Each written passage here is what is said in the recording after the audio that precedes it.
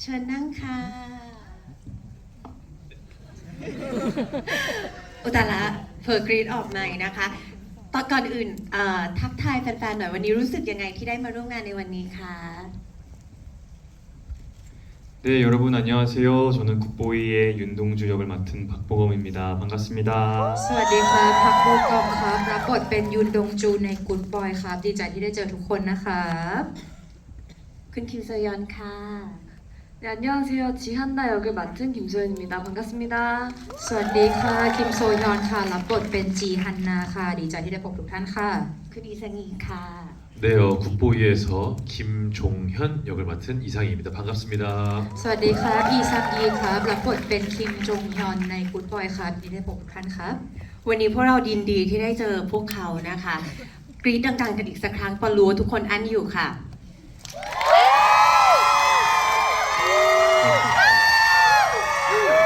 อีกไม่กี่นาทีข้างหน้านะคะ เราจะได้ดู Good Boy ด้วยกัน เดี๋ยวเรามาถามนักแสดงดีกว่าว่า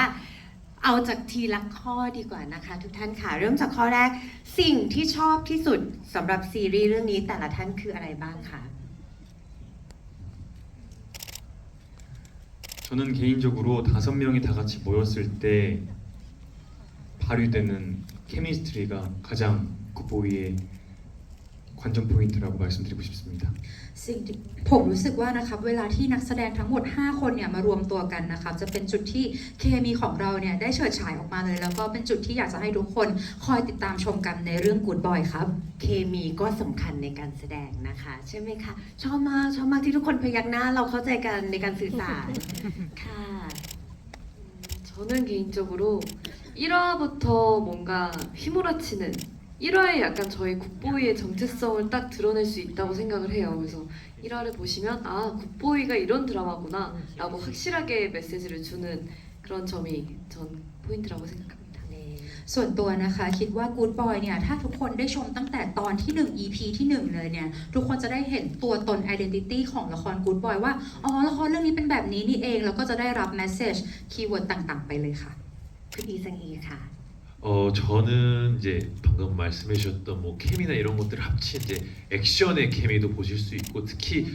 곧 보실 1부에서는 특히 이제 윤동주 순경과 고만식 팀장님의 굉장히 재치 넘치고 코믹한 그 케미를 1화에 일단 그거 먼저 가장 기대해 주시면 좋겠습니다. ก็คล้ายๆกับที่ทั้งสองท่านพูดมาก่อนเลยนะครับก็คืออย่างแรกเลยเคมีแล้วก็ไม่ใช่แค่เคมีของนักแสดงเท่านั้นในฉากแอคชั่นก็เหมือนกันเคมีของพวกเราดีมากเดี๋ยวจะได้ชมกันโดยเลยตั้งแต่ EP ที่ 1 แล้วก็ EP ที่ 2 นะครับไม่ว่าจะเป็นตัวละครของยุนดงจูแล้วก็ตัวละครของโกมันชิกด้วยจะได้เห็นเขามีการแบบว่าพูดคุยกันสนุกสนานแล้วก็มีความคอมิกผสมอยู่ด้วยความตลกครับ เอาล่ะ อีกไม่กี่นาทีข้างหน้าเราได้รับชมพร้อมกันแน่นอนนะคะ แต่ปอเชื่อว่าตอนนี้ทุกท่านทราบอยู่แล้วว่า แต่ละท่านรับบทอะไรกันบ้าง ถ้าขออนุญาตถามนักแสดงว่าบทของแต่ละคนพิเศษยังไงบ้างคะ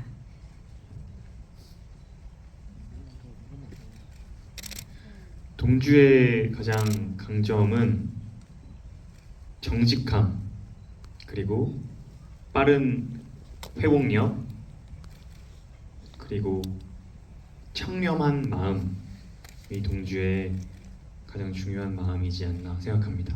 สำหรับของตัวละครทงจูนะคะผมคิดว่าจุดเด่นของเขาก็คือเขาเป็นคนซื่อตรงมากๆแล้วก็เป็นคนที่ recovery ตัวเองเร็วฟื้นฟูตัวเร็วนะครับแล้วก็เป็นคนที่มีความสดใสครับคิดว่านี้เป็นจุดที่เป็นเสน่ห์ของเขา ค่ะ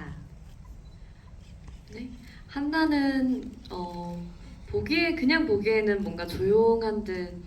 그렇게 잔잔해 보이는 친구인데 그 속에는 굉장히 뜨거운 걸 갖고 있다고 생각하거든요. 그래서 어느 때는 굉장히 불같은 그런 모습을 보이기도 하고 그런 뜨거운 심장을 가진 친구인 것 같습니다.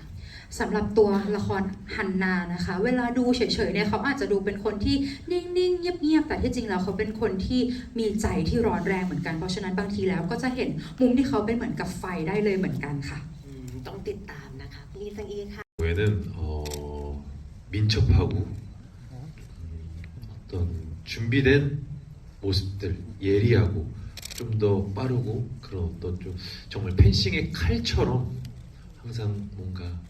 이 차가운 머리로서 상황을 제압하고 준비하는 이런 모습이 아마 종현의 가장 큰 매력이 아닐까 싶습니다. 펜싱처럼. สำหรับผมนะครับตัวละครคิมจงฮยอนเนี่ยเป็นคนที่พร้อมอยู่เสมอเป็นคนฉลาดมีไหวพริบแล้วก็เป็นคนที่เร็วมากเหมือนกับกีฬาของเขาก็คือกีฬาฟันดาบนั่นเองเขาเป็นคนที่แหลมคมเหมือนกับใบมีดของดาบเลยนะครับแล้วก็ผมรู้สึกว่าเป็นจุดที่เป็นเสน่ห์ของตัวละครนี้มากๆเขาพร้อมที่จะรับมือกับทุกๆสถานการณ์ครับ ทุกตัวละครนะคะนักแสดงจะเล่ามาถ่ายทอดในแง่มุมที่ลึกซึ้งแล้วก็มีคาแรคเตอร์ที่น่าสนใจ ถ้าขออนุญาตย้อนกลับไปครั้งแรกที่อ่านบทGood Boy ครั้งแรกรู้สึกยังไงกับซีรีส์เรื่องนี้คะ 처음 대본 읽었을 때 전개가 굉장히 빨라서 만화책을 읽는 것처럼 재미있게 읽었던 기억이 나고요. 무엇보다 작가님의 액션 서술 방식이 역동적이고 상상 그 이상을 보여줄 수 있는 작품이 되지 않을까라는 생각했는데 심나영 감독님을 만나고 나서 진짜 최고였습니다. ก็จำได้ว่าครั้งแรกที่ได้อ่านบทละครเรื่อง Good Boy นะคะจำได้ว่ามันอ่านเร็วมากเหมือนการ์ตูนเลยมันสนุกมากๆแล้วก็ฉากแอคชั่นก็สนุกมากๆเช่นกันนะครับแล้วก็เป็นงานที่รู้สึกว่าเฮ้ยงานเนี้ยมันออกมาแล้วมันต้องเหนือกว่าที่เราจินตนาการไว้แน่ๆเลยแล้วก็ตอนที่ได้เจอกับผู้กำกับชิมนายอนนะครับรู้สึกว่าสุดยอดไปเลยอะ นั่นคือของคุณพักโบกอมนะคะคุณคิมโซยอนค่ะ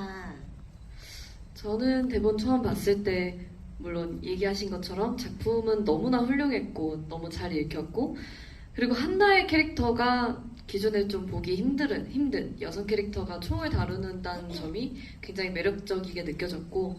또 어느 정도 액션 서사와 함께 어느 정도의 로맨스 코미디 이런 것들이 적절히 잘 조화가 된 것 같아서 너무 꼭 한번 이런 드라마 해보고 싶다라는 생각이 들었던 것 같습니다.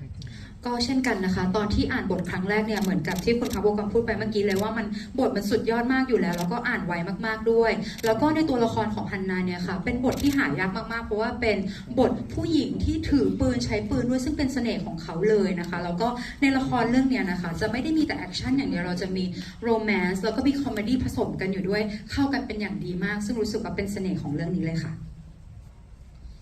저 같은 경우에 그 대한민국 우리나라에 그 잘 차려진 밥상에 숟가락만 올리면 된다라는 이런 좀 재미난 문장이 있는데 그것처럼 그 정말 재미있는 대본 그리고 감독님 그리고 우리 배우들 한다는 얘기 듣고 이거를 하지 않을 이유가 전혀 없었습니다. 그래서 너무 정말 참여하고 싶었고 개인적으로는 이제